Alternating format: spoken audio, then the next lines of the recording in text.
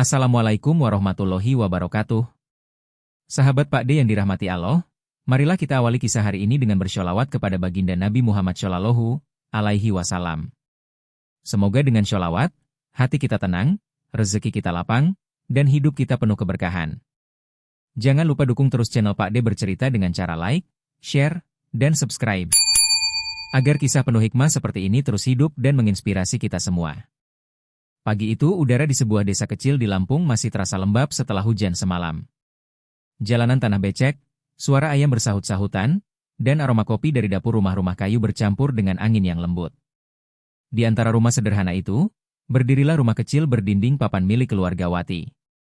Gadis muda itu duduk di depan jendela sambil menatap langit, menahan perasaan yang campur aduk. Ia baru saja pulang dari melamar kerja di sebuah toko sembako di pasar, namun lagi-lagi gagal. Dengan wajah letih, ia meletakkan map coklat yang sudah lusuh di meja. Belum rezeki, gumamnya pelan, mencoba tersenyum walau hatinya terasa perih. Di kampung, Wati dikenal sebagai gadis yang sopan dan rajin, tapi nasib seolah tak berpihak padanya. Sejak lulus SMA, ia sudah mencoba berbagai pekerjaan. Dari menjadi kasir di warung, membantu di kebun, sampai ikut proyek jahit baju rumahan, tapi semuanya tak bertahan lama. Beberapa kali ia mencoba melamar di kota, namun selalu kandas. Setiap kali ia berjalan di jalan kampung, ada saja suara-suara yang membuat hatinya teriris. Kasihan, udah gede tapi masih di rumah aja, bisik salah satu ibu tetangga sambil menyapu halaman. Yang lain menimpali, iya, percuma sekolah tinggi, ujung-ujungnya nganggur. Kalimat itu terasa seperti duri yang menancap di dadanya, membuatnya menunduk setiap kali berpapasan dengan orang. Namun, di balik kesedihan itu, Wati bukan tipe gadis yang mudah menyerah. Malam-malamnya sering ia habiskan dengan merenung di beranda, menatap bintang yang berkelip di langit desa. Ia memikirkan masa depannya, memikirkan bagaimana cara mengubah nasib tanpa harus terus menjadi bahan omongan orang. Suatu malam, saat angin berembus lembut membawa suara jangkrik, Wati berbisik pada dirinya sendiri, "Aku harus keluar dari sini.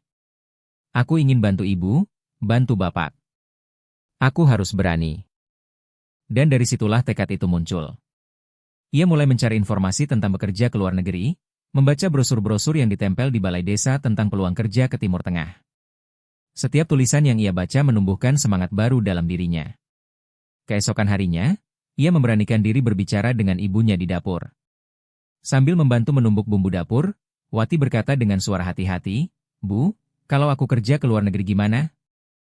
Katanya banyak yang kerja di Arab bisa bantu keluarga. Ibunya terdiam sejenak, menghentikan gerakan tangannya.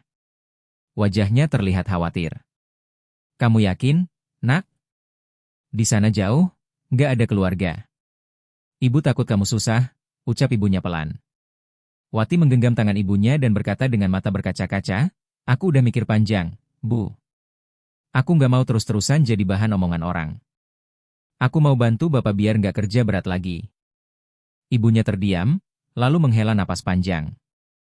Saat itulah ayah Wati yang sedari tadi mendengar percakapan mereka dari ruang depan datang menghampiri. Dengan suara lembut, ia berkata, "Kalau kamu yakin dan niatmu baik, Bapak restui. Tapi jangan pernah lupa dari mana kamu berasal, dan jangan lupa untuk selalu berdoa pada Allah." Hari-hari berikutnya, Wati mulai menyiapkan segala sesuatunya. Ia ikut pelatihan, belajar bahasa Arab dasar, dan cara bekerja dengan baik di rumah orang. Setiap malam ia menulis di buku kecil tentang mimpi-mimpinya. Ingin punya rumah untuk orang tua, ingin membuat mereka tersenyum bangga, ingin bisa membuktikan bahwa gadis desa pun bisa sukses. Meski rasa takut selalu menghantui, ia percaya Allah pasti membuka jalan bagi orang yang bersungguh-sungguh. Di saat-saat menjelang keberangkatan, banyak tetangga yang mulai berbisik lagi, kali ini dengan nada heran. "Berani juga dia ke luar negeri," kata salah satu. Tapi Wati tidak lagi peduli. Ia sudah melangkah, dan hatinya mantap. Pagi keberangkatan tiba. Terminal kecil di Lampung itu ramai, penuh suara pengantar yang berpelukan dan menahan air mata. Wati mencium tangan kedua orang tuanya, menatap wajah mereka dalam-dalam seakan ingin mengabadikan momen itu di hati. "Jaga diri baik-baik, Nak. Kalau capek, istirahat. Jangan lupa makan," pesan ibunya dengan suara bergetar. Wati mengangguk, air matanya jatuh tanpa bisa ditahan. "Iya, Bu, aku janji bakal pulang bawa kabar baik." Sambil membawa koper sederhana dan paspor di tangan, ia melangkah naik ke bus yang akan membawanya menuju bandara. Dari balik jendela bus, ia melihat ibunya melambaikan tangan, dan ayahnya menunduk sambil meneteskan air mata bangga. Saat bus mulai melaju meninggalkan kampung, Wati memandang keluar jendela, melihat sawah, jalan tanah, dan pepohonan yang perlahan menjauh. Hatinya campur aduk antara sedih dan harap. Ia tahu jalan yang akan ditempuh tidak mudah, tapi di dalam hatinya ada keyakinan yang kuat. Aku akan kembali, bukan sebagai gadis yang dicemooh, tapi sebagai anak yang membanggakan orang tuanya, batinnya lirih. Di dadanya ada keberanian baru, keberanian yang lahir dari luka, dan di antara langkah yang menjauh dari kampung itu, Wati mulai menapaki awal dari perjalanan besar yang akan mengubah hidupnya selamanya. Beberapa minggu setelah keputusan besar itu, suasana rumah Wati terasa berbeda. Setiap pagi ia sibuk menyiapkan berkas, mengurus surat izin kerja, hingga belajar menulis dan membaca huruf Arab di buku panduan yang dibawanya dari balai pelatihan. Di meja kayu ruang tamu, berserakan kertas-kertas yang penuh dengan coretan catatan kecil. Ibunya sering memandang dari dapur dengan perasaan campur aduk, antara bangga dan cemas. Di satu sisi, ia tahu anaknya bertekad kuat untuk mengubah nasib, tapi di sisi lain, bayangan tentang negeri jauh yang asing membuatnya gelisah. Lampung memang tidak mudah memberi banyak pilihan bagi gadis seusia Wati. Di kampung itu, kebanyakan gadis muda hanya berakhir menikah muda atau bekerja di sawah membantu orang tua. Namun Wati berbeda, ia ingin sesuatu yang lebih besar. Ia tidak ingin hidupnya berhenti di lingkaran yang sama seperti generasi sebelumnya. Suatu sore, ketika matahari mulai turun di balik perbukitan dan sinarnya menembus dedaunan pisang di belakang rumah, Wati duduk di beranda bersama ayahnya. Angin sore berhembus lembut membawa suara adzan dari surau kecil di ujung kampung. Dengan suara lirih, ia berkata, "Pak, aku takut juga sebenarnya. Tapi entah kenapa, hatiku yakin kalau di sana aku bisa menemukan jalan hidupku." Ayahnya menatapnya lama, lalu tersenyum tipis. "Takut itu wajar, Nak. Tapi jangan biarkan rasa takut mengalahkan keberanianmu. Kalau kamu sudah yakin, teruslah melangkah. Allah akan jaga langkahmu." Ucapan itu membuat hati Wati bergetar. Ada kekuatan baru yang tumbuh di dalam dirinya setiap kali mendengar restu itu keluar dari mulut orang tuanya. Malam harinya, seluruh keluarga berkumpul di ruang tengah. Lampu minyak bergoyang ditiup angin, sementara Wati duduk bersila di depan orang tuanya sambil membawa secangkir teh hangat. Ibunya mulai berbicara dengan suara tenang, meski matanya berkaca-kaca. "Nak, kalau nanti kamu sudah di sana, jangan lupa makan yang cukup, jangan cepat percaya pada orang, dan jangan pernah tinggalkan sholat. Kalau ada apa-apa, kirim kabar. Ibu nggak minta apa-apa, cuma ingin kamu selamat." Wati menunduk, menahan air mata yang mulai menggenang di matanya. "Iya, Bu. Aku janji. Aku akan jaga diri, dan aku akan terus kirim kabar ke rumah." Suasana malam itu penuh haru. Dari kejauhan terdengar suara jangkrik dan desir angin malam yang seakan ikut menjadi saksi perpisahan batin antara anak dan orang tuanya. Beberapa hari kemudian, sebelum keberangkatan resmi, warga kampung mengadakan acara kecil di rumah Wati. Para tetangga datang, sebagian membawa makanan, sebagian lagi hanya ingin memberi selamat. Beberapa wajah yang dulu mencibir kini mulai menunjukkan rasa kagum. "Ternyata Wati beneran berangkat juga ya, hebat," kata salah seorang ibu sambil tersenyum canggung. Wati hanya membalas dengan senyum sopan. Ia sudah tak menyimpan dendam. Semua omongan dulu justru menjadi bahan bakar semangatnya. Setelah acara itu selesai, malamnya Wati duduk sendirian di kamarnya. Ia membuka koper kecil berisi pakaian, buku catatan, dan foto keluarga yang akan ia bawa. Di atas ranjang kayu, ia menulis surat singkat di buku hariannya. "Besok aku mulai perjalanan panjang. Semoga Allah jaga aku, jaga bapak dan ibu. Aku ingin pulang membawa kebanggaan, bukan air mata." Hari keberangkatan pun tiba.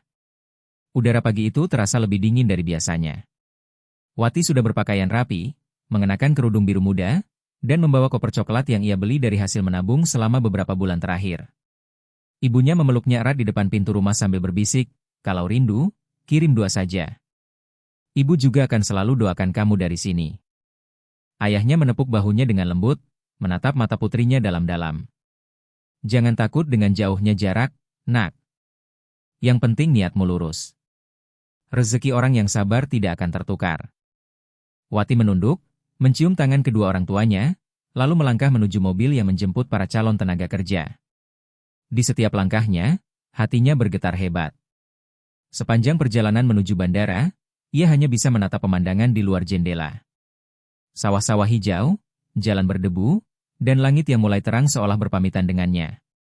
Ia teringat masa-masa sulit, ejekan tetangga, air mata ibunya, dan perjuangan ayahnya yang tak pernah berhenti bekerja. Semua kenangan itu menari-nari di kepalanya, menyatu dengan perasaan haru yang tak bisa ia ungkapkan. Dalam hati kecilnya, ia berbisik pelan, "Allah, jaga aku. Aku ingin pulang membawa senyum untuk mereka." Di saat itulah, Wati sadar bahwa hidupnya akan benar-benar berubah. Ia meninggalkan kampung bukan hanya untuk mencari uang, tapi untuk mencari arti dari perjuangan dan membuktikan bahwa seorang gadis desa pun bisa berdiri tegak di negeri orang. Dengan restu keluarga dan doa yang mengiringi, Wati memulai langkah barunya menuju tanah impian, Riyadh, tempat takdir hidupnya perlahan menunggu untuk terungkap. Pesawat yang ditumpangi Wati akhirnya mendarat di Bandara King Khalid, Riyadh. Suara pengumuman dalam bahasa Arab menggema di ruang kedatangan, membuatnya sedikit gugup. Ia melangkah pelan sambil menenteng koper kecilnya, matanya berkeliling memperhatikan bangunan megah yang penuh cahaya. Udara gurun yang kering langsung menyambut wajahnya ketika ia keluar dari terminal. "Ya Allah, panas sekali," gumamnya sambil menutup sebagian wajah dengan kerudung. Di hatinya bergetar rasa kagum sekaligus takut. Ini pertama kalinya ia menginjakkan kaki di negeri orang, jauh dari keluarga dan segala yang dikenalnya. Wati dibawa oleh petugas agen ke asrama sementara, tempat para pekerja baru menunggu penempatan kerja. Di sana ia bertemu beberapa wanita dari Indonesia, Filipina, dan India. Mereka saling bertukar cerita tentang alasan masing-masing datang ke Arab. Malam pertama di asrama itu, Wati tidak bisa tidur. Ia memandangi langit Riyadh yang bertabur bintang dari jendela kecil di kamarnya, sambil memeluk foto keluarganya. Hatinya terasa sepi, tapi ia mencoba menguatkan diri. "Aku datang bukan untuk menangis. Aku harus kuat," bisiknya pelan, lalu menutup mata sambil berdoa dalam hati agar Allah menjaganya di tempat yang baru ini. Beberapa hari kemudian, Wati mendapat kabar bahwa ia diterima bekerja di sebuah perusahaan besar di pusat kota Riyadh. Ia tidak menyangka akan ditempatkan di sana. Awalnya ia mengira akan bekerja di rumah tangga seperti kebanyakan TKW lain. Ternyata, nasib berkata lain. Ia akan menjadi staf administrasi di sebuah perusahaan ekspor-impor. Saat pertama kali memasuki gedung itu, Wati terkagum melihat kaca tinggi yang memantulkan sinar matahari gurun. Orang-orang berjas hilir mudik, berbicara dengan bahasa Inggris dan Arab. Ia menelan ludah, berusaha menenangkan diri sambil mengingat pesan ayahnya. "Kalau kamu takut, jangan mundur. Yakinkan hatimu bahwa Allah bersamamu." Hari-hari pertama bekerja tidaklah mudah. Bahasa menjadi hambatan terbesar. Meski sudah belajar dasar-dasarnya, Wati masih sering kebingungan ketika mendengar orang berbicara cepat. Namun ia tak mau menyerah. Setiap malam ia mempelajari kembali kosakata dari buku kecil yang selalu ia bawa di tas. Ia menulis ulang setiap kata penting di kertas tempel dan menempelkannya di dinding kamarnya. Pagi-pagi ia sudah berangkat lebih awal agar bisa menyiapkan meja kerja dengan rapi. Perlahan, para rekan kerja mulai memperhatikannya. Mereka kagum dengan ketelitiannya dan sikap sopan yang jarang ditemui di antara pekerja baru. "Good job, Wati," kata salah satu supervisor Arab dengan senyum puas. Wati menunduk sopan, merasa haru karena kerja kerasnya mulai dihargai. Waktu berjalan, dan Wati mulai terbiasa dengan kehidupan barunya. Ia bisa beradaptasi dengan cepat, belajar cara berpakaian sesuai budaya setempat, memahami waktu kerja yang ketat, dan belajar menghormati adat Arab yang berbeda dengan Indonesia. Di sela-sela kesibukannya, ia sering teringat rumah. Setiap kali malam tiba dan ia melihat lampu-lampu Riyadh dari jendela apartemennya, hatinya bergetar. Ia membayangkan ibunya sedang memasak di dapur, ayahnya duduk di beranda sambil menyeruput kopi, dan suara adzan maghrib dari musola kecil di kampungnya. "Aku rindu rumah," bisiknya, tapi kemudian ia menghapus air mata dan menatap langit lagi. "Aku harus kuat. Aku di sini bukan untuk menyerah." Beberapa bulan berlalu. Wati mulai mendapatkan kepercayaan lebih besar di kantor. Ia sering diminta menyiapkan laporan keuangan, menulis surat dalam bahasa Inggris, bahkan membantu menerjemahkan dokumen. Rekan-rekannya mulai akrab dengannya, mengajaknya makan siang bersama di kantin perusahaan. Dari situlah ia mulai mengenal kehidupan pekerja asing yang beragam. Ada yang datang untuk mencari rezeki, ada pula yang melarikan diri dari kesedihan di kampung halaman. Namun Wati selalu menjaga dirinya. Ia tahu batas pergaulan, menjaga tutur kata, dan selalu berhati-hati agar tidak melanggar aturan negara itu. Suatu sore, ketika ia sedang membereskan berkas di ruang arsip, pandangannya tertuju pada seorang pria muda yang berjalan melewati lorong. Wajahnya teduh, berpakaian sederhana namun berwibawa. Wati sempat berpikir mungkin itu pegawai baru. Pria itu sempat melirik dan tersenyum sopan. Seketika jantung Wati berdebar aneh, tapi ia buru-buru menunduk dan melanjutkan pekerjaannya. Ia tak tahu bahwa pertemuan sekilas itu akan menjadi awal dari perubahan besar dalam hidupnya. Karena pria yang baru saja menatapnya itu, adalah orang yang sebenarnya tidak pernah ia duga akan menjadi bagian penting dari takdirnya kelak. Malam itu, Wati pulang ke kamar dengan hati yang tak bisa tenang. Ia memandangi foto keluarga di meja, lalu menatap langit-langit kamar sambil menghela napas. Hidup memang misteri, katanya dalam hati. Allah selalu punya cara yang tak terduga untuk menguji dan memberi jalan. Ia lalu menutup matanya, tersenyum kecil, dan membiarkan rasa lelahnya hilang bersama harapan baru yang diam-diam tumbuh di dadanya. Di kota gurun yang jauh dari kampung halamannya itu, langkah pertama Wati sebagai seorang TKW telah benar-benar dimulai, dan takdir sedang menuliskan kisah luar biasa untuknya. Hari itu matahari Riyadh bersinar terik seperti biasa. Udara panas memantul dari aspal dan dinding kaca gedung tinggi tempat Wati bekerja. Seperti hari-hari sebelumnya, ia datang lebih awal dari pegawai lain. Dengan seragam putih rapi dan jilbab abu-abu muda, Wati membawa setumpuk berkas menuju ruang arsip di lantai 3. Ia tidak pernah menyangka, pagi itu akan menjadi awal dari sebuah kisah yang mengubah seluruh hidupnya.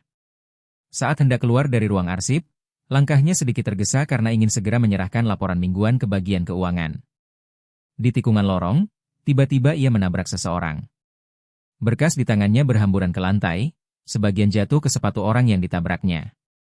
Maaf. Maaf sekali, saya tidak lihat jalan, ucap Wati panik sambil buru-buru memunguti kertas yang berserakan. Pria itu menunduk, ikut membantunya tanpa banyak bicara. Dari dekat, Wati bisa mencium aroma parfum lembut dan melihat tangan pria itu yang tampak bersih serta berisi. Setelah semua kertas terkumpul, pria itu tersenyum sopan. Tidak apa-apa, Nona. Sepertinya saya juga kurang hati-hati, ucapnya dengan logat Arab yang halus tapi mudah dimengerti. Wati terdiam sejenak, lalu menunduk malu. Terima kasih, Tuan. Saya benar-benar minta maaf. Pria itu hanya mengangguk dan berlalu dengan langkah tenang, meninggalkan kesan yang sulit dijelaskan dalam hati Wati. Sepanjang hari, bayangan pria itu tidak juga hilang dari pikirannya. Ia berusaha kembali fokus bekerja, tapi setiap kali melihat pintu lift terbuka, matanya secara refleks menoleh, berharap pria itu lewat lagi. Hingga sore menjelang, saat jam kerja hampir usai, ia baru sadar bahwa pria yang ditabraknya tadi sebenarnya tidak memakai tanda pengenal karyawan manapun. Ia penasaran, namun mencoba menepis pikiran itu. Mungkin tamu atau staf dari cabang lain, gumamnya pelan sambil membereskan meja. Tapi entah kenapa, rasa ingin tahunya semakin besar. Beberapa hari berikutnya, kejadian serupa kembali terjadi. Pria yang sama muncul lagi di ruang kopi kantor. Wati yang sedang menuang air panas hampir menjatuhkan cangkir karena terkejut melihatnya berdiri di belakang. Oh, maaf, saya tidak bermaksud mengejutkan, ucap pria itu sambil tertawa kecil. Wati ikut tersenyum kikuk. Tidak apa-apa, saya memang kaget saja. Mereka pun berbincang sebentar. Dari percakapan singkat itu, Wati tahu namanya Faisal, dan katanya ia sedang mengurus beberapa proyek internal perusahaan. Penampilannya sederhana, tidak seperti atasan yang biasanya datang dengan jas mahal. Ia mengenakan kemeja putih biasa dan celana panjang abu-abu, namun sorot matanya tenang dan dalam. Sejak pertemuan itu, hubungan mereka perlahan terjalin. Faisal sering muncul di area kantor tanpa alasan yang jelas. Kadang ia datang membawa 2 gelas kopi dan menyodorkan satu ke meja Wati sambil berkata, "Kamu kelihatan sibuk sekali hari ini, minum dulu biar tidak pusing." Wati menolak dengan sopan, tapi seringkali ia tidak bisa menyembunyikan senyum malu di wajahnya. Rekan-rekannya sempat menggoda, "Wah, Wati, jangan-jangan kamu dekat dengan orang pentingnya?" Ia hanya tertawa kecil dan menjawab singkat, "Ah, mana mungkin, dia cuma staf biasa." Padahal, tanpa ia tahu, pria itu bukanlah karyawan biasa. Dialah pemilik sekaligus pewaris utama perusahaan tempat Wati bekerja, sosok yang jarang muncul karena memang sengaja merahasiakan identitasnya. Faisal, sang pewaris perusahaan besar itu, memang memiliki rencana pribadi yang tak diketahui siapapun. Ia sedang mencari calon istri yang benar-benar tulus, bukan karena harta atau jabatan. Karena itu, ia menyamar sebagai pegawai biasa agar bisa mengenal orang-orang tanpa topeng kepentingan. Dan saat ia bertemu Wati, ada sesuatu yang berbeda. Kesederhanaan gadis Indonesia itu membuatnya merasa damai. Tidak ada sikap berpura-pura, tidak ada kata manis yang berlebihan, hanya ketulusan dan kejujuran yang tampak jelas dari matanya. Sejak hari pertama bertemu, Faisal tahu bahwa pertemuan itu bukanlah kebetulan. Hari berganti minggu, dan kedekatan mereka semakin terasa. Kadang Faisal mengajak Wati berbicara di taman kecil di belakang gedung saat waktu istirahat. Mereka membicarakan hal-hal sederhana, tentang keluarga, kampung halaman, hingga cita-cita masing-masing. "Kamu tidak rindu pulang ke Indonesia?" tanya Faisal suatu sore. Wati tersenyum tipis. "Rindu sekali. Tapi kalau aku terus pulang tanpa membawa hasil, rasanya aku belum pantas menatap wajah orang tuaku. Aku ingin buktikan kalau aku bisa sukses di negeri orang." Ucapan itu membuat Faisal menunduk, hatinya tersentuh. Ia tahu gadis di depannya bukan sekadar pekerja keras, tapi juga punya hati yang besar dan penuh kasih. Namun di balik semua itu, Wati tetap tidak mengetahui siapa sebenarnya pria yang kini mulai akrab dengannya. Ia mengira Faisal hanyalah staf bagian luar proyek yang kebetulan sering bertemu dengannya. Sementara Faisal sendiri mulai menyadari, rasa simpatinya pada Wati tumbuh semakin dalam. Tapi ia menahannya, karena ia ingin melihat sejauh mana ketulusan itu bisa bertahan tanpa nama besar yang membayanginya. Dan di saat keduanya mulai terbiasa dengan pertemuan-pertemuan kecil yang tak disengaja itu, takdir diam-diam menyiapkan ujian baru. Sebuah masalah besar sedang mengintai perusahaan, dan tanpa disadari, masalah itulah yang nantinya akan membuat hubungan mereka semakin erat, sekaligus membuka rahasia besar yang selama ini disembunyikan Faisal dari semua orang, termasuk dari Wati yang polos dan tulus hatinya. Hari-hari berlalu dengan cepat, dan tanpa terasa Wati semakin akrab dengan Faisal. Pria itu hampir setiap hari datang ke ruang kerjanya dengan berbagai alasan kecil, kadang pura-pura meminjam pulpen, kadang sekadar menanyakan laporan yang sebenarnya tidak begitu penting. Namun bagi Wati, kehadiran Faisal selalu membawa suasana berbeda. Ia merasa nyaman, seolah sedang berbicara dengan sahabat lama yang memahami dirinya. Tidak pernah sekalipun Faisal bersikap sombong, justru ia sering membantu Wati menyelesaikan pekerjaan ketika lembur. Dari caranya berbicara dan mendengarkan, Wati menilai Faisal adalah sosok yang sederhana dan bijak. Ia tak pernah menyangka, di balik kesederhanaan itu tersimpan rahasia besar yang belum terungkap. Namun di balik kedekatan mereka, suasana di perusahaan perlahan berubah. Beberapa minggu terakhir, banyak karyawan membicarakan kabar tak menyenangkan. Perusahaan dikabarkan sedang menghadapi masalah keuangan akibat kesalahan manajemen proyek besar. Beberapa investor menarik dana, dan ada isu bahwa sebagian pegawai akan dipangkas. Kantor yang biasanya ramai tawa kini terasa tegang. Wati yang bekerja di bagian administrasi mulai melihat tumpukan laporan keuangan yang tidak beres. Ia mencoba bertanya pada atasannya, namun mereka hanya menggeleng, mengatakan semuanya sedang diurus oleh manajemen pusat. Di sisi lain, Faisal terlihat murung. Ia jarang muncul dan lebih sering duduk termenung di taman belakang perusahaan. Suatu sore, Wati memberanikan diri mendekatinya. "Kamu kenapa akhir-akhir ini kelihatan berbeda?" tanyanya pelan. Faisal tersenyum lemah. "Kadang hidup itu tidak semudah yang kita pikirkan, Wati. Ada tanggung jawab besar yang tidak bisa dibagi dengan siapapun." Wati menatapnya bingung, tapi tidak ingin memaksa. Ia hanya berkata, "Apapun masalahmu, jangan menyerah. Aku percaya kalau setiap kesulitan pasti ada jalan keluarnya. Allah tidak akan memberi ujian di luar batas kemampuan hambanya." Faisal menatapnya lama, lalu mengangguk pelan. "Terima kasih, Wati. Ucapanmu menenangkan sekali." Dalam hati, Faisal tersentuh. Ia tidak pernah mendapatkan ketulusan seperti itu dari siapapun sebelumnya. Beberapa hari setelah itu, kondisi perusahaan makin genting. Beberapa klien besar memutus kerjasama, dan beberapa proyek harus ditunda. Suasana kantor dipenuhi kecemasan. Namun Wati tetap datang seperti biasa, bekerja lebih lama dari jam seharusnya. Ia membantu bagian keuangan menyusun ulang data, memeriksa laporan satu persatu, dan mencari kesalahan pencatatan yang mungkin bisa memperbaiki situasi. Rekan-rekannya kagum pada dedikasi gadis Indonesia itu. "Dia bukan manajer, tapi kerjanya lebih rajin dari siapapun," bisik salah satu staf. Berkat ketekunan Wati, beberapa kesalahan besar akhirnya ditemukan.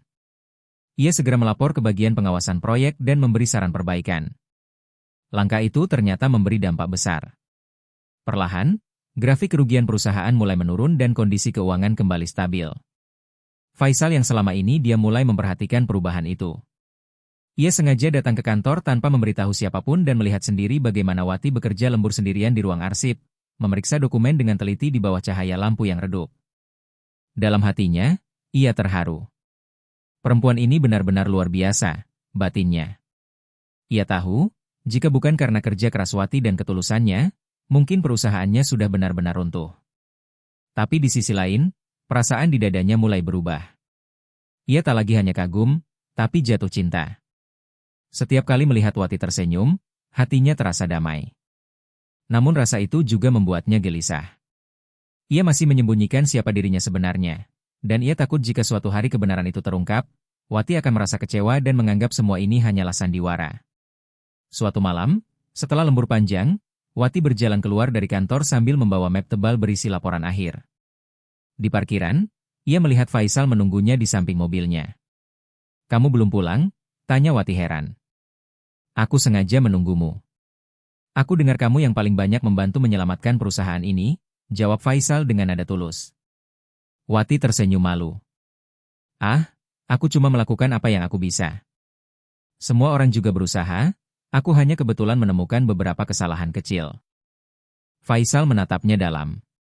"Kesalahan kecil bisa jadi penyelamat besar. Kamu tidak tahu betapa berarti yang kamu lakukan." Wati menunduk, hatinya bergetar oleh cara Faisal berbicara. Ada kehangatan dan ketulusan di setiap ucapannya. Sejak malam itu, hubungan mereka semakin dekat. Mereka tidak lagi hanya membicarakan pekerjaan, tapi juga saling bercerita tentang masa lalu dan impian masa depan. Faisal kerap mendengarkan kisah Wati tentang kampung halamannya di Lampung, tentang ibunya yang suka menanam bunga melati, dan ayahnya yang gemar duduk di beranda sambil menunggu adzan maghrib. Setiap kali Wati bercerita, matanya berbinar. Faisal merasa seperti sedang mendengar kisah dari dunia yang jauh lebih sederhana dan tulus daripada kehidupannya yang penuh formalitas dan kemewahan. Namun, di balik semua keindahan itu, Faisal menyadari bahwa waktu untuk mengungkapkan kebenaran tentang dirinya semakin dekat. Di malam yang sunyi itu, saat lampu kotariat berkelip di kejauhan, Faisal menatap langit dan berbisik lirih, "Ya Allah, jika memang Dia yang Engkau takdirkan untukku, mudahkanlah jalanku. Tapi jika bukan, kuatkan hatiku agar bisa menerima segalanya dengan ikhlas." Dalam diam, Wati di kamarnya juga memandang langit dari jendela kecil, memegang foto keluarganya, dan berdoa dengan kata yang sama, "Ya Allah, jangan biarkan aku lupa daratan hanya karena sedikit keberhasilan. Jaga hatiku agar tetap rendah hati." Mereka sama-sama tidak tahu bahwa dua mereka malam itu sedang mengetuk pintu takdir yang sebentar lagi akan terbuka, membawa kejutan besar yang akan mengubah hidup keduanya selamanya. Pagi itu suasana di kantor terasa berbeda dari biasanya. Seluruh karyawan diminta berkumpul di aula besar lantai bawah. Tidak ada yang tahu pasti apa yang sedang terjadi. Hanya kabar singkat bahwa pemilik perusahaan akan hadir langsung untuk memberikan pengumuman penting. Wati yang duduk di barisan tengah mencoba menenangkan diri. Ia ikut merasa gugup, walau tidak tahu alasannya. Sementara di sekelilingnya, para rekan kerja sibuk berbisik, menebak-nebak siapa sebenarnya sosok pemilik perusahaan itu. Katanya orangnya masih muda, tapi jarang muncul, ucap salah satu staf dengan nada penasaran. Wati hanya tersenyum kecil tanpa menanggapi. Pikirannya melayang pada sosok Faisal yang sudah beberapa hari ini tidak terlihat di kantor. Entah kenapa, hatinya merasa ada sesuatu yang akan terjadi hari ini. Tak lama kemudian, pintu besar aula terbuka. Seorang pria berjas hitam masuk dengan langkah tenang, diikuti oleh beberapa petugas keamanan. Wati menatap pria itu dan dadanya langsung bergetar. Ia mengenali sosok itu, Faisal. Tapi kali ini penampilannya jauh berbeda. Wajah yang dulu sederhana kini tampak berwibawa, dengan senyum tenang yang memancarkan harisma. Semua orang berdiri memberi hormat. Faisal naik ke panggung, mengambil mikrofon, lalu menatap seluruh ruangan dengan mata yang teduh namun tegas. "Assalamualaikum," ucapnya, dan seluruh ruangan menjawab serempak. Suaranya terdengar tenang, tapi cukup untuk membuat semua mata terpaku padanya. "Teman-teman sekalian," lanjut Faisal, "selama beberapa bulan terakhir kita melewati masa sulit. Banyak dari kalian bekerja keras tanpa tahu siapa yang sesungguhnya berada di balik perusahaan ini. Hari ini, Izinkan saya memperkenalkan diri dengan sebenarnya. Ia berhenti sejenak, lalu menghela napas pelan. Nama saya Faisal Al-Rahman. Saya adalah pemilik sekaligus pewaris utama perusahaan ini. Aula langsung riuh, semua orang terkejut. Beberapa menatapnya dengan mulut terbuka, sebagian lainnya saling berbisik tak percaya. Wati terdiam membeku, jantungnya berdetak keras. Ia hampir tidak bisa bernapas, matanya tak lepas dari sosok Faisal yang berdiri gagah di atas panggung. Faisal melanjutkan, saya sengaja menyembunyikan identitas ini bukan untuk menguji kalian sebagai pegawai, tapi untuk mencari sesuatu yang lebih berharga dari sekadar keuntungan. Saya ingin melihat siapa di antara kita yang benar-benar bekerja dengan hati, bukan karena nama besar perusahaan atau siapa pemiliknya. Ia menatap ke arah Wati dengan lembut, dan semua orang mengikuti arah pandangannya. Dan di antara kalian, ada satu orang yang telah membuktikan bahwa ketulusan dan kerja keras bisa menyelamatkan banyak hal. Orang itu adalah Wati. Seluruh aula hening. Wati menunduk, pipinya memanas, sementara seluruh pegawai bertepuk tangan dengan gemuruh. Faisal turun dari panggung, berjalan perlahan mendekatinya. Langkahnya berhenti tepat di depan Wati. Ia menatap gadis itu dengan mata yang hangat namun penuh keyakinan. Wati, katanya lembut, kamu mungkin tidak tahu siapa aku sebenarnya. Tapi aku tahu siapa dirimu sejak pertama kali kita bertemu. Aku melihat ketulusan dalam caramu bekerja, dalam caramu memperlakukan orang lain tanpa memandang pangkat atau jabatan. Kau tidak pernah mencoba mengambil hati siapapun dengan pura-pura, dan itulah yang membuatku yakin. Wati terdiam, tangannya gemetar menahan perasaan yang campur aduk. Di antara ratusan pasang mata yang memperhatikan, Faisal berlutut perlahan dan mengeluarkan kotak kecil dari sakunya. Di hadapan semua orang di sini, lanjutnya, aku ingin menyampaikan sesuatu yang sudah lama ingin aku ucapkan. Aku bukan hanya berutang rasa hormat padamu karena telah membantu menyelamatkan perusahaan ini. Aku juga berutang rasa kagum dan cinta karena kau mengajarkan arti kesederhanaan yang sesungguhnya. Maka hari ini, di depan semua orang, izinkan aku bertanya, maukah kamu menjadi pendamping hidupku? Suara tepuk tangan dan seruan kagum langsung memenuhi ruangan. Beberapa pegawai menutup mulut menahan haru, sebagian lainnya berteriak bahagia. Wati terpaku, air matanya mengalir tanpa bisa ditahan. Ia tidak pernah membayangkan bahwa pria yang selama ini ia kenal sebagai teman sederhana ternyata adalah seorang sultan muda yang memiliki kekuasaan dan kekayaan besar. Dengan suara bergetar, ia berkata pelan, aku tidak tahu harus bicara apa. Aku butuh waktu untuk berpikir, Faisal. Aku harus minta izin dari orang tuaku dulu. Faisal tersenyum tulus, lalu berdiri sambil menatapnya dengan penuh hormat. Aku mengerti. Aku tidak akan memaksamu. Aku hanya ingin kau tahu bahwa perasaanku ini sungguh, dan aku akan menunggu jawabanmu berapapun lamanya. Wati menunduk, air matanya jatuh membasahi tangannya. Hatinya berdebar kencang, antara terharu, tidak percaya, dan takut. Ia tidak pernah bermimpi akan dilamar oleh seseorang seistimewa itu, apalagi di depan banyak orang. Namun di tengah gemuruh tepuk tangan dan sorot mata kagum para karyawan, Wati tahu satu hal pasti, hidupnya tidak akan pernah sama lagi setelah hari ini.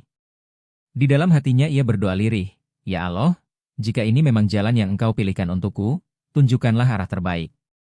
Jangan biarkan aku silau oleh dunia, tapi bimbing aku agar tetap rendah hati dan berpegang pada kebenaran. Faisal menatapnya sekali lagi sebelum kembali naik ke panggung. Ia mengakhiri pidatonya dengan ucapan syukur dan rasa terima kasih kepada semua karyawan. Namun di balik senyum dan tepuk tangan yang menggema, ada dua hati yang kini sama-sama bergetar. Satu karena takjub, satu lagi karena cinta yang datang tanpa diduga.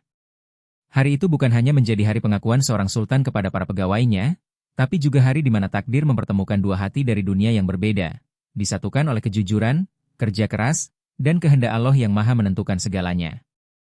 Beberapa hari setelah pengakuan besar itu, Wati masih belum percaya dengan apa yang baru saja terjadi dalam hidupnya.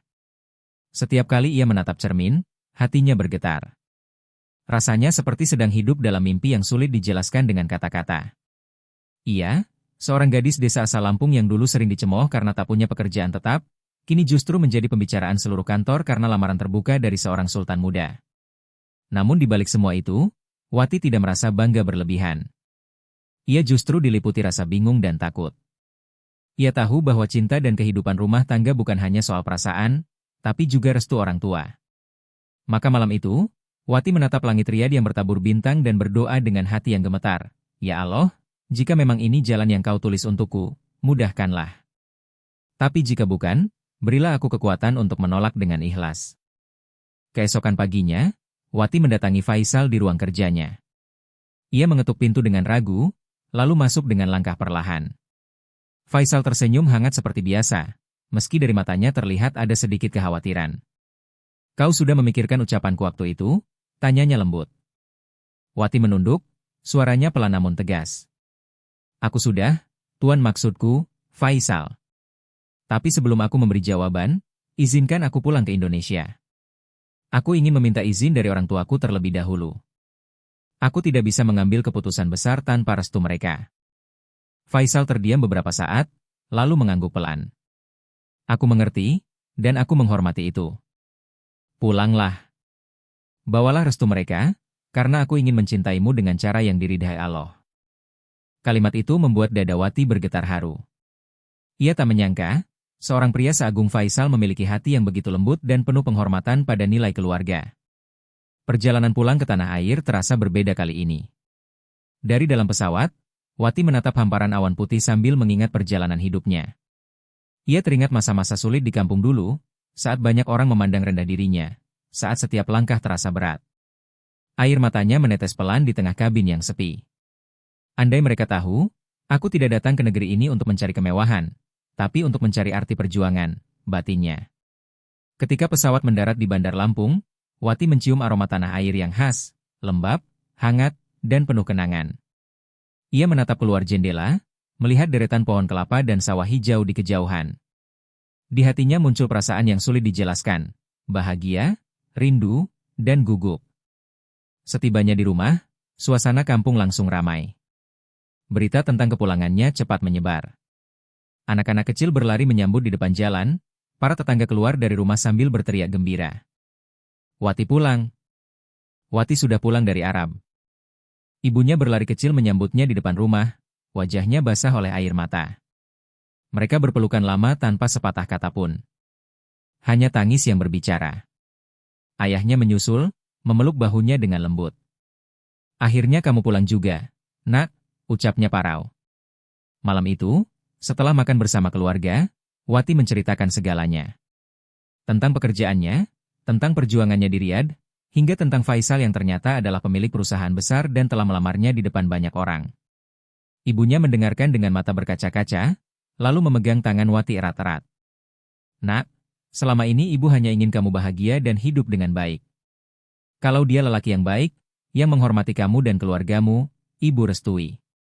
Tapi ingat, jangan pernah lupa siapa dirimu dan dari mana kamu berasal. Semua yang kamu capai adalah karena kerja keras dan izin Allah. Ayahnya ikut menimpali, kalau dia benar-benar mencintaimu karena ketulusanmu, bukan karena penampilan atau asalmu, maka Bapak izinkan. Tapi jangan tergesa-gesa. Beristirahatlah dulu, minta petunjuk Allah lewat doa. Wati mengangguk sambil meneteskan air mata haru. Ia memeluk kedua orang tuanya dengan perasaan yang campur aduk, bahagia, takut, dan penuh syukur. Keesokan harinya, seluruh tetangga datang berkunjung. Mereka membawa buah tangan dan ucapan selamat. Wati, kami dengar kamu dilamar orang kaya di Arabia, tanya salah satu ibu sambil tersenyum malu. Wati menjawab dengan rendah hati, semua karena kehendak Allah, Bu. Saya juga tidak pernah menyangka.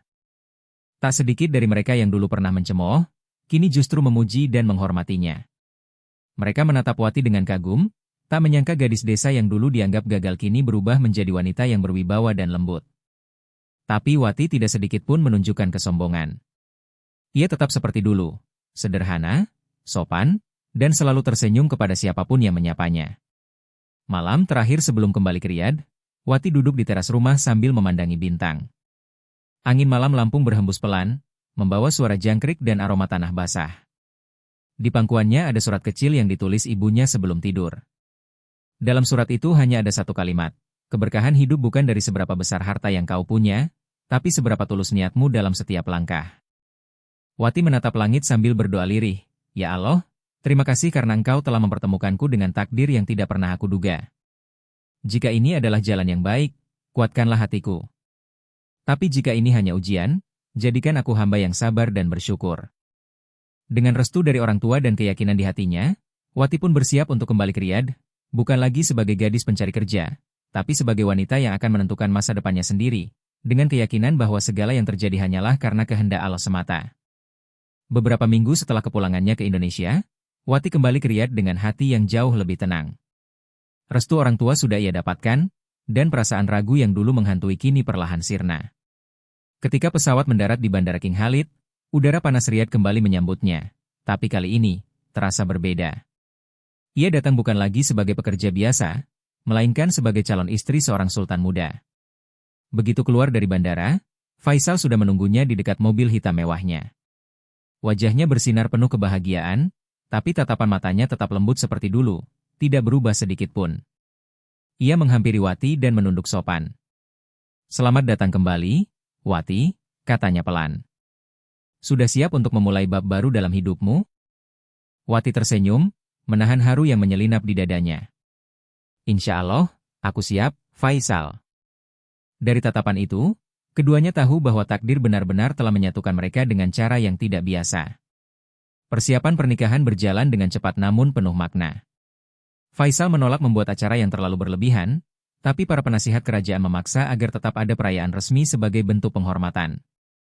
Maka disiapkanlah pesta pernikahan megah di salah satu gedung Istana Riyadh. Seluruh ruangan dipenuhi bunga putih dan emas, sementara lampu kristal menggantung di langit-langit tinggi. Wati merasa gugup ketika melihat begitu banyak tamu penting hadir, dari pejabat kerajaan, keluarga bangsawan, hingga perwakilan perusahaan internasional.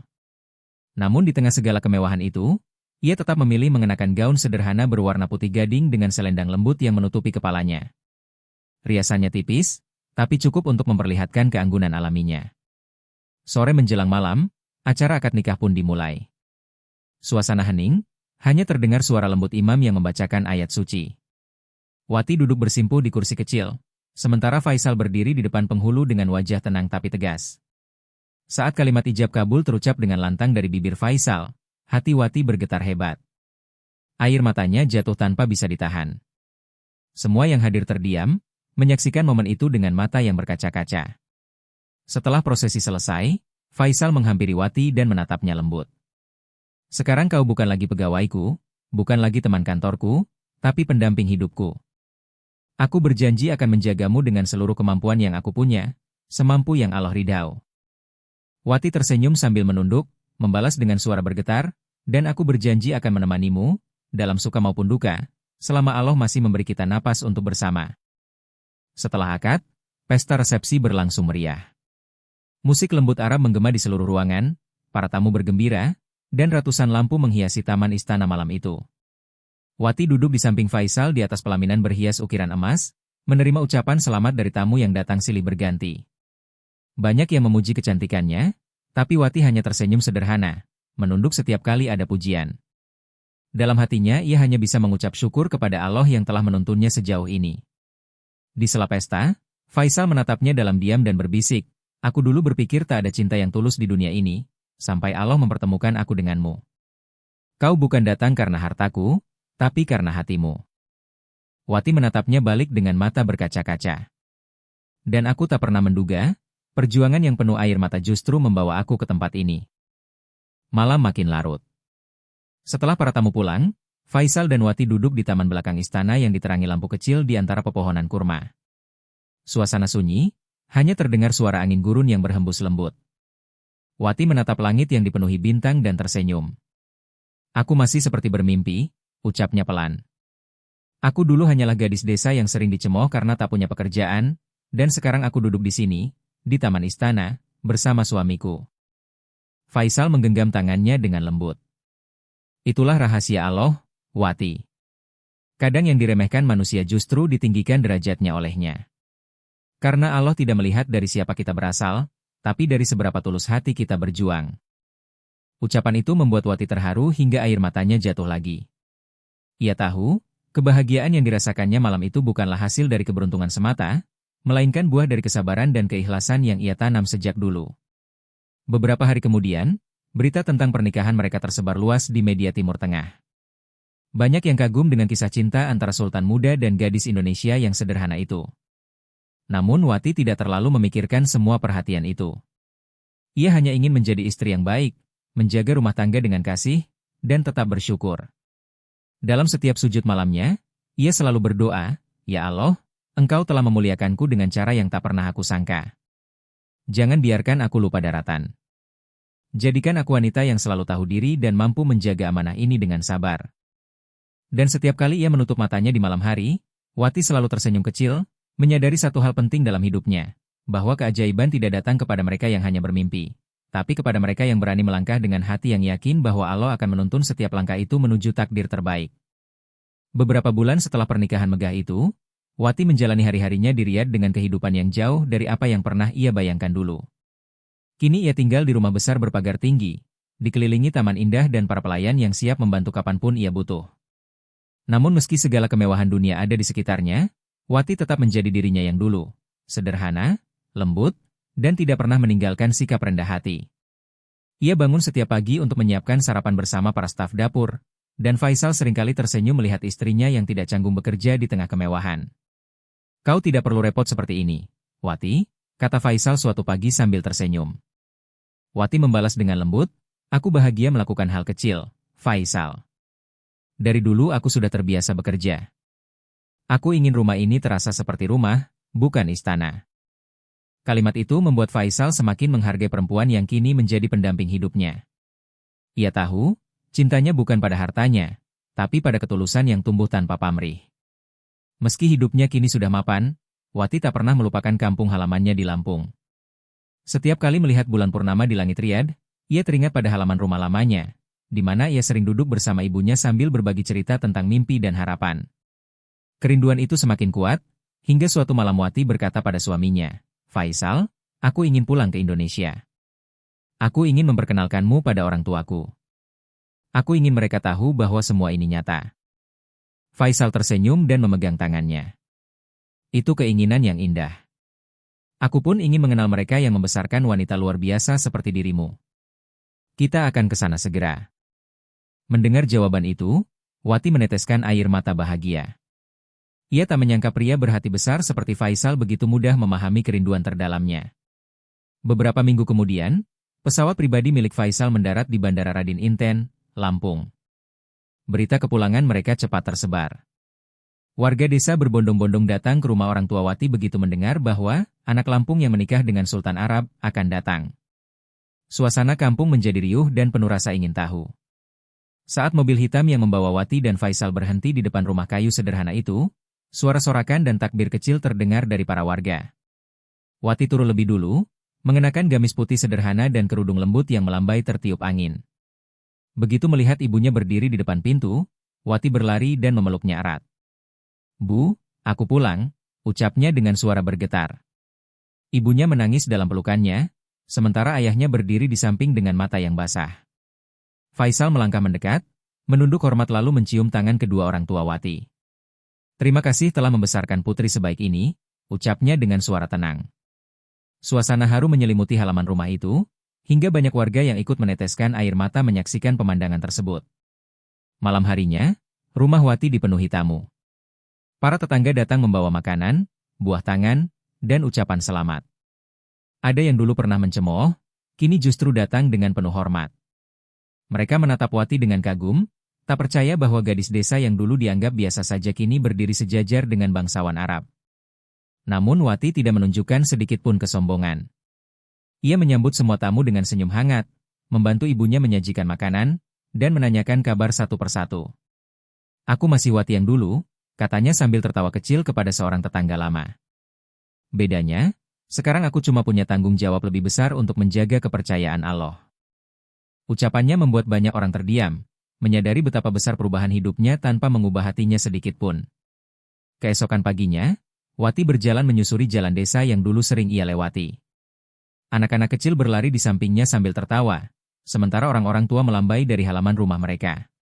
Faisal berjalan di sebelahnya, tersenyum melihat bagaimana istrinya begitu dicintai oleh orang-orang di sekitarnya. Mereka berhenti sejenak di tepi sawah yang menghijau. Wati menatap pemandangan itu lama sekali, mengingat masa-masa sulit saat dirinya dulu bekerja di ladang demi membantu orang tua.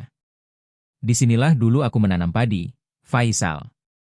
Waktu itu aku sering berdoa supaya hidupku berubah. Aku tidak tahu bahwa doa itu akan dijawab dengan cara seindah ini. Faisal menggenggam tangannya dengan lembut. Setiap langkahmu selalu dalam rencana Allah, Wati. Karena orang yang sabar tidak akan kehilangan arah. Kau hanyalah contoh nyata bahwa kesederhanaan bisa berbuah kemuliaan. Wati menunduk, matanya basah oleh air mata syukur. Hari-hari di kampung berlalu dengan damai. Wati dan Faisal tinggal beberapa minggu di sana, menikmati kehidupan sederhana dan hangatnya kebersamaan. Faisal bahkan ikut membantu ayah Wati memperbaiki pagar rumah dan menanam pohon di halaman depan.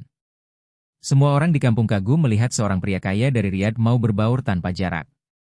Sebelum mereka kembali ke Arab, warga mengadakan acara kecil di halaman rumah sebagai tanda syukur. Wati berdiri di tengah mereka, memegang mikrofon dengan suara lembut, "Terima kasih untuk semua doa dan cinta kalian. Aku pulang bukan untuk menunjukkan siapa yang paling tinggi, tapi untuk mengingatkan diri sendiri bahwa akar hidupku ada di sini. Semua keberhasilan ini tidak akan berarti tanpa restu orang tua dan kasih dari kalian semua." Ucapannya membuat banyak orang menunduk haru. Malam terakhir sebelum berangkat, Wati duduk di beranda bersama ibunya. Angin malam membawa aroma tanah basah setelah hujan. "Nak," kata ibunya lirih, "ibu tidak pernah menyangka Allah akan memuliakanmu sejauh ini. Tapi ibu paling bangga karena kamu tidak berubah sedikit pun." Wati menatap wajah ibunya yang penuh keriput dan menjawab pelan, "Ibu, semua yang terjadi ini bukan karena aku pintar atau kuat, tapi karena Allah baik padaku. Aku hanya berusaha sabar dan tidak putus asa." Mereka berpelukan lama, di bawah sinar bulan yang temaram. Dalam hati, Wati berdoa, "Ya Allah, terima kasih karena telah mengubah air mataku menjadi kebahagiaan. Jika dulu aku berangkat dengan hinaan, kini Engkau pulangkan aku dengan kemuliaan. Tapi jangan biarkan aku lupa daratan, karena semua ini hanyalah titipan." Malam itu, bintang-bintang di langit Lampung bersinar lebih terang dari biasanya, seolah ikut menjadi saksi perjalanan hidup seorang gadis desa yang kini pulang dengan kehormatan dan hati yang tetap penuh kerendahan. Waktu berlalu dengan tenang setelah Wati dan Faisal kembali ke Riyadh. Hidup mereka berjalan damai dan penuh keberkahan. Wati kini telah beradaptasi sepenuhnya dengan kehidupan barunya sebagai istri seorang sultan muda. Meski tinggal di lingkungan mewah, ia tidak pernah meninggalkan kebiasaannya untuk bangun sebelum fajar, menyiapkan teh untuk suaminya, dan memulai hari dengan sujud panjang. Di antara kilau lampu istana, Wati tetap menjaga hatinya agar tidak terlena. Ia tahu bahwa kemuliaan sejati bukan diukur dari harta atau gelar, tapi dari seberapa dekat dirinya dengan Allah.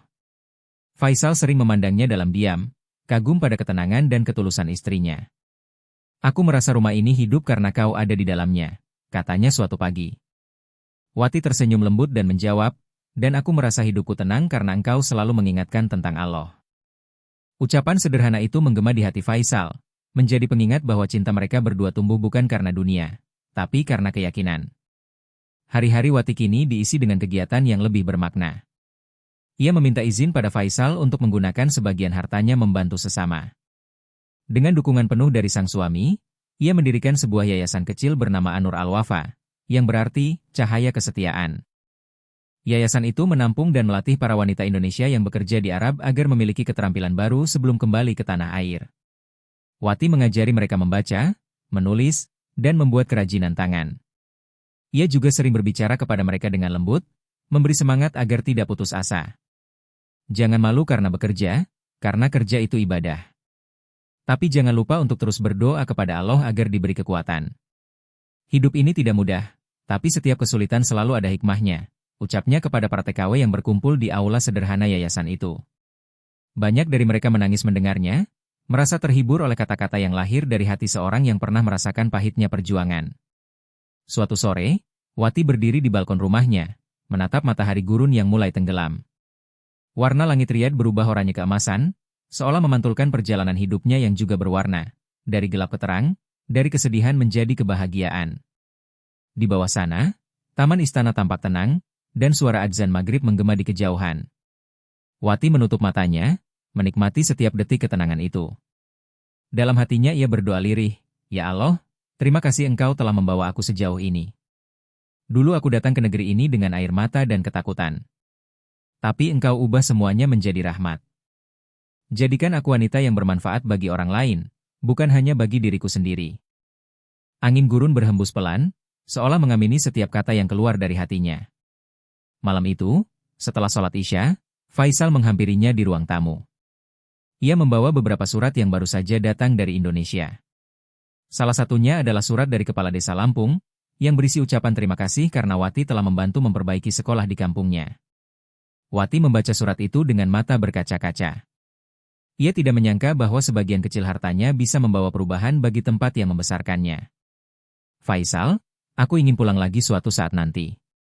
Bukan untuk berlibur, tapi untuk membuat sesuatu yang bermanfaat bagi mereka, ucapnya lirih. Faisal menatap istrinya dengan bangga. Kau tidak pernah berhenti memikirkan orang lain, Wati. Itulah yang membuatmu berbeda. Aku akan mendukung apapun yang kau cita-citakan. Wati tersenyum bahagia. Dalam hatinya, ia merasa semakin yakin bahwa setiap langkah yang ia ambil kini bukan lagi hanya tentang dirinya, melainkan tentang memberi makna pada hidup orang lain.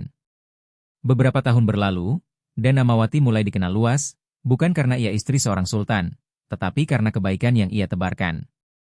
Ia menjadi simbol ketulusan dan kekuatan bagi banyak wanita Indonesia di luar negeri. Dalam setiap wawancara atau acara sosial yang ia hadiri, Wati selalu menyampaikan pesan yang sama. Aku bukan siapa-siapa tanpa Allah. Dulu aku hanyalah gadis desa yang bahkan sering diejek. Tapi aku tidak menyerah, karena aku percaya, Allah tidak pernah tidur. Dia melihat setiap air mata dan mendengar setiap doa yang keluar dari hati yang ikhlas. Ucapannya selalu membuat banyak orang tersentuh dan menitikkan air mata. Kini setiap kali malam tiba dan Ria terlelap, Wati duduk di taman kecilnya bersama Faisal.